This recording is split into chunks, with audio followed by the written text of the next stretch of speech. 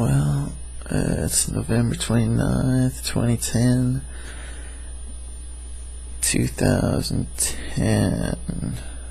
As far as I know, that's like 2008 years after Jesus Christ's birth.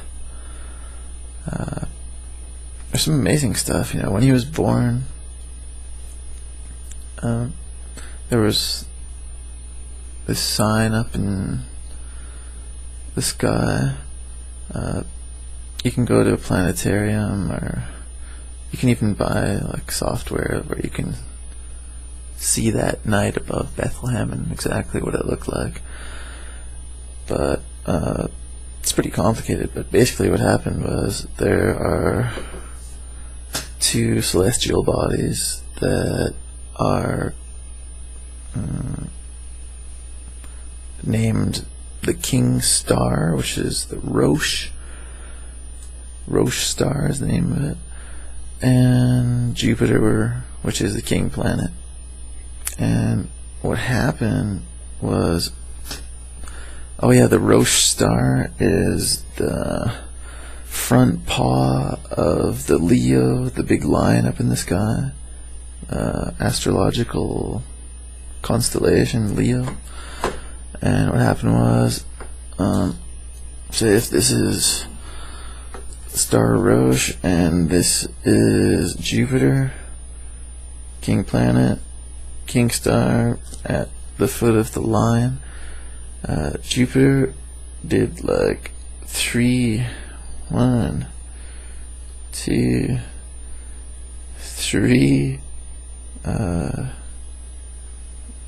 circles on top of Rosh, and then it came together and it formed like one big star above Bethlehem. It's an astrological fact for people who like science. And then about 32 years later, I think it was, when Jesus was crucified,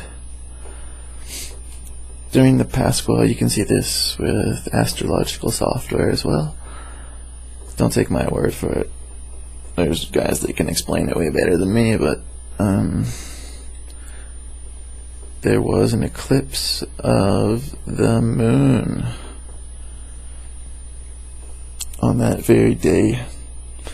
And from the perspective of the moon, like if you're standing on the moon, let's get some stuff here, and we'll say my head is the earth, this is the moon.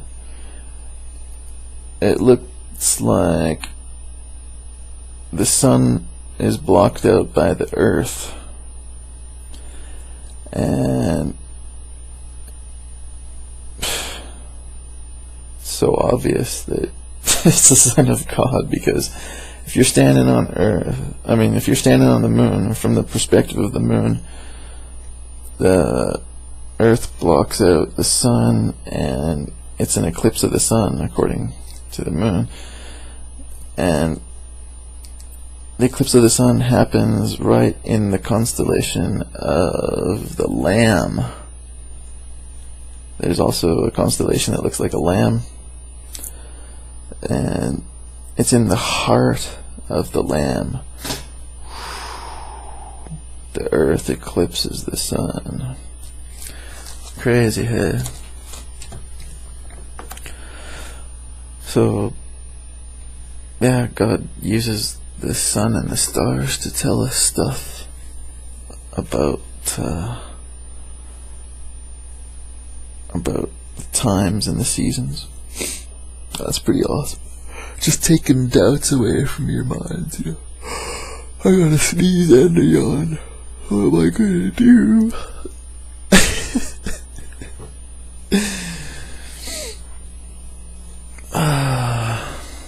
Yeah, God's beautiful. I'm just gonna chill and look at his face for a bit.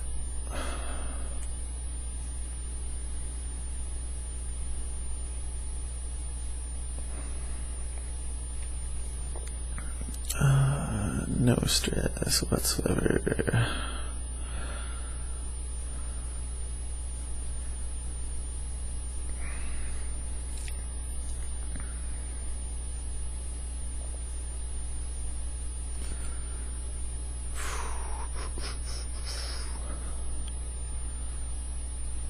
I went to church the other day, and it was yesterday actually, and I don't go because I agree with what they say. I agree with what the Holy Bible says exactly, and I don't twist it. Like Jesus says, we will see him.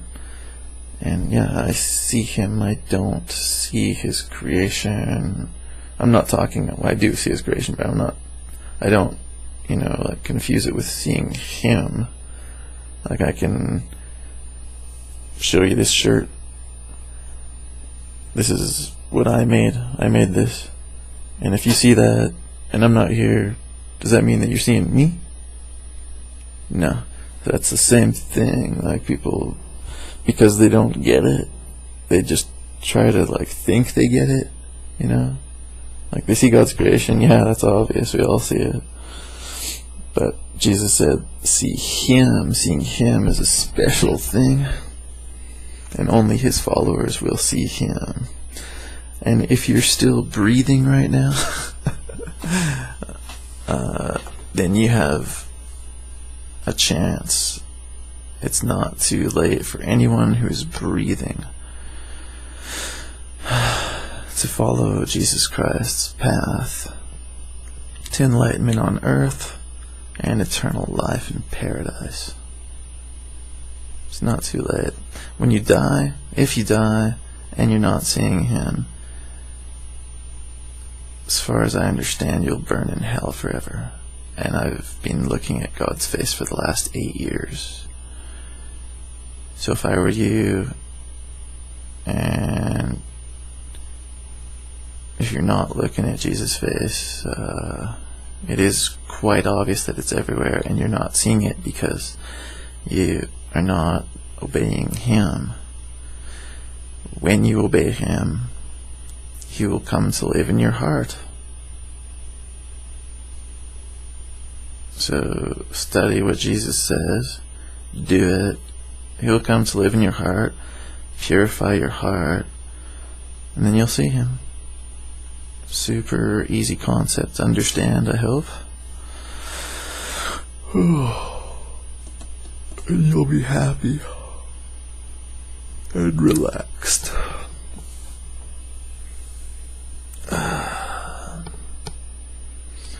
Which is my whole message here. It's not, hey, I'm better than everybody. It's, hey, about 8 years ago I started to obey Jesus Christ, and I became happy, and he showed me his face everywhere, and then I read the Bible and found out that that's exactly what he said would happen.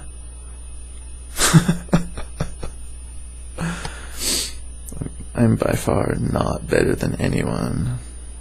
As far as I understand, we're all created equal, right? I still believe, yeah, we are all equal, and we're all in this together. So I'm not just gonna hide this information from you, like I'm doing my very best. I paint all of my shirts with God's face on it. I get front and back if I can most of the time. Here, let me show you a little bit of the collection. I've got some paintings here. You can't hear me, so just relax for a little bit.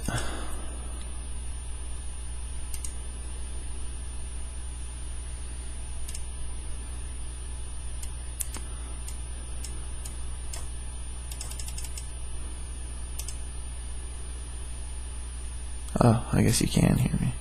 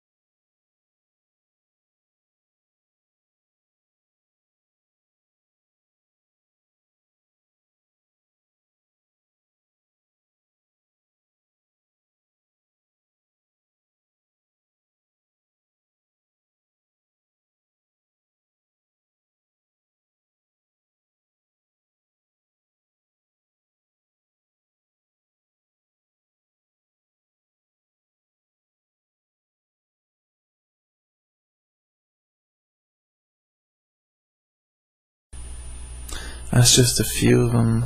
Basically all the shirts that I wear have God's face painted on them. Obviously not a real good painter, but I try, right? It's the message that I'm trying to give out here to everybody, that we see God's face when we obey Him, not when we say we're Christian. I say the same thing that Jesus Christ says. Let's take another look here. Quote, John 14:21. Whoever has my commands and obeys them, he is the one who loves me. He who loves me will be loved by my Father, and I too will love him, and show myself to him. To my surprise, that's what happened when I started obeying Him. And when I stopped obeying Him, I stopped seeing Him. Wow. So now that I'm looking at Him, right now, I know that I'm obeying Him, and I feel awesome. Okay, this is kind of what happened. I bet you I was looking at Him when I was a baby. I think I remember looking at Him in the ceiling, but you know, that was when I was a baby. That was a long time ago.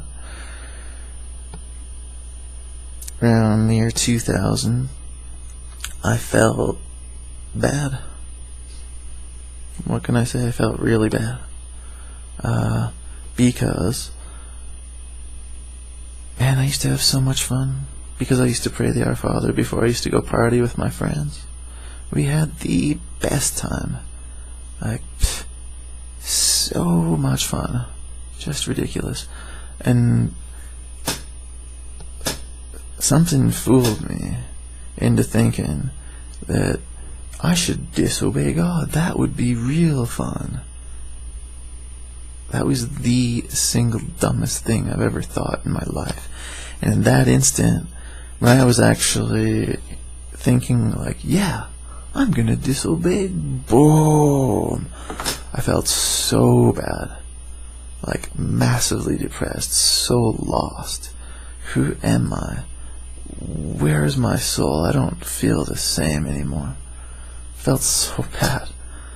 And then I knew, okay, God is real serious about this doing His will thing, you know, like He wants us to do His will. So read the Bible, and the Sermon on the Mount was very clear. It says, pray the Our Father. So prayed the Our Father, stopped praying the Hail Mary, and then I started seeing Him when I just prayed the Our Father.